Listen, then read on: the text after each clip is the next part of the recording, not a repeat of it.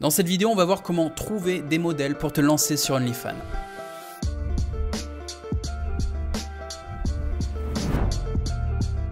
Si tu te lances sur OnlyFans, que tu veux créer ta propre agence, le premier challenge que tu vas rencontrer la plupart du temps, c'est trouver une modèle. Tu vas a priori pas être le modèle.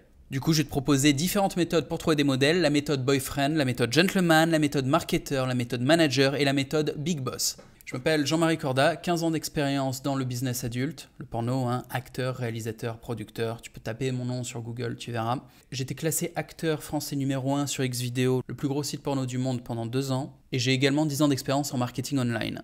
Mon expérience dans le recrutement modèle a commencé dans le porno, ce qui n'est pas pareil qu'OnlyFans, mais les méthodes étaient un peu similaires. Les premiers modèles que j'ai eus, je les ai eus avec la méthode boyfriend, c'est-à-dire trouver des copines et les convaincre de devenir actrices dans mes films. Puis je suis passé sur la méthode manager, dans laquelle je contactais des managers qui me fournissaient des modèles.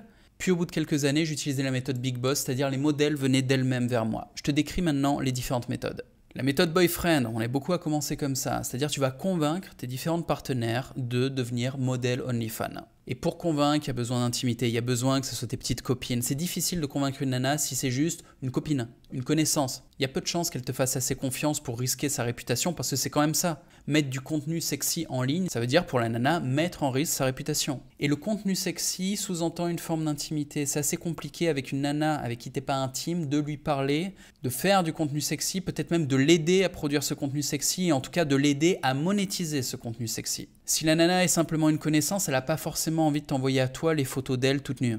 Donc cette méthode s'adresse évidemment à des mecs qui ont des facilités avec les femmes, soit qui naturellement les comprennent bien, parce qu'en plus de réussir à les séduire et de trouver plein de partenaires, va falloir les gérer les nanas après. Quand elles arrêtent de produire du contenu, quand elles ont la flemme, faut pouvoir les rappeler en restant patient, courtois, gentil, pas s'énerver, et les motiver, les encourager à continuer de produire du contenu. C'est pas évident.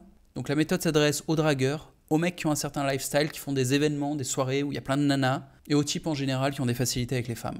Ensuite, la méthode du gentleman. Un gentleman est un consommateur de sexe tarifé, que ce soit des prostituées ou des sugar baby. Comment parler à une professionnelle du sexe? On va parler d'une prostituée en l'occurrence. L'idée, c'est que si tu te payes les services d'une nana, que vous allez dans la chambre à l'hôtel, et qu'au lieu de te dessaper, tu lui dis non, viens, assis-toi, on va discuter, elle va se dire ah putain, encore un. Et encore un, c'est quoi? C'est un fils de pute qui lui promet des rêves et qui va raconter que de la merde. Pourquoi? Parce qu'avant toi, il y a déjà une dizaine, une centaine de connards qui ont essayé de baratiner la pute du genre « je vais t'offrir ceci et cela ». C'est un moyen pour ces bouffons, pour ces mythomanes, d'obtenir des services sexuels sans vraiment payer. Ou d'obtenir des faveurs en plus, ce genre de truc. Et mon exemple était même pas tout à fait bon. Généralement, c'est pas dans la chambre qu'ils commencent à discuter, c'est directement dans les établissements où on trouve des prostituées. Genre dans des bars à putes, ils vont s'asseoir avec la pute et au lieu de lui dire viens on monte dans une chambre, il va commencer à négocier la nana directement au bar du genre tu sais, moi j'ai des contacts, je peux te faire gagner beaucoup d'argent. Tu crois vraiment que t'es le premier connard à essayer de faire rêver une pute? Non, il faut juste commencer par être le bon client, c'est ça l'attitude. Faut l'emmener dans la chambre, faut te comporter normalement, prendre ta douche, baiser avec elle. Et tu t'arrêtes en plein milieu pour prendre une pause pour aller aux toilettes, tu reviens, tu lui dis « écoute, j'aimerais bien discuter ».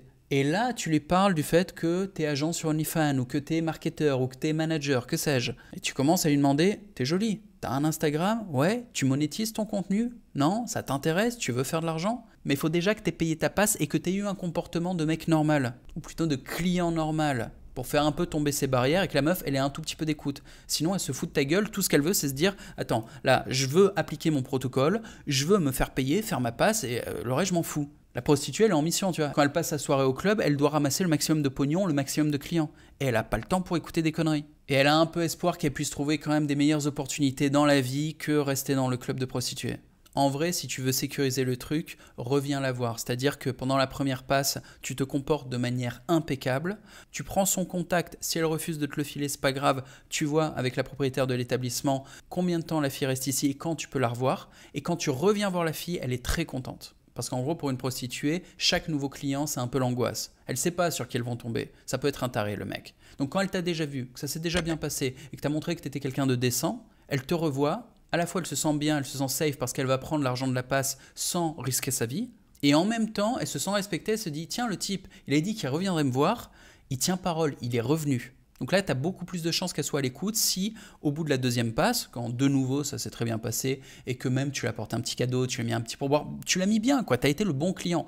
Et là, s'il reste 20 minutes sur le temps que vous avez pris et que tu lui dis « écoute, j'ai une proposition à te faire et c'est une proposition décente, carrée, je suis professionnel », et tu n'as pas besoin d'arrêter ton boulot ou de changer quoi que ce soit dans ta life, C'est des revenus que tu vas faire en plus de chez toi. Bon, la meuf, il y a moyen qu'elle soit à l'écoute. Mais je vais être honnête, c'est une méthode qui s'adresse surtout à des mecs qui consomment déjà beaucoup de prostituées. Si c'est pas le cas, si tu te lances dans ce genre de consommation juste pour trouver des modèles, ça va pas se passer comme tu crois. Tu vas te faire balader par les meufs.